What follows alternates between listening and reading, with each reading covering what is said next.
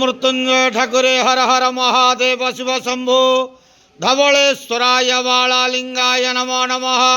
दीपं यदि परं ब्रह्म दीपं यदि जनार्दनः दीपाहरतु मे पाप पूजा दीप नमस्तुते।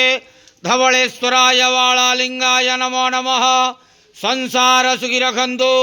आज शुभ गुरुवार रे समस्त श्रद्धालु भक्त मान को आश्रीपद करंतु, मनस्कामना पूर्ण करंतु, कर्म क्षेत्र उन्नति करंतु, ग्रहरिष्ट खंडन करंतु, जगतर मंगल करंतु, विश्वर कल्याण करंतु, आपणकर नाम प्रकाश करंतु, सेवकर डाक श्रवण करंतु, समस्त गुआवसा भक्त मानकर मनस्कामना पूर्ण करंतु।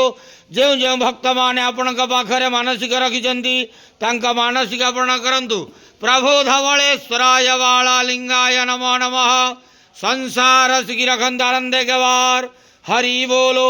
आज शुभ गुरुवार रे समस्त श्रद्धालु भक्त मान को आश्रीपद करंतु आनंदे गवार। हरि बोलो। बाबा धवलेश्वराय बालालिंगाय नमो नमः।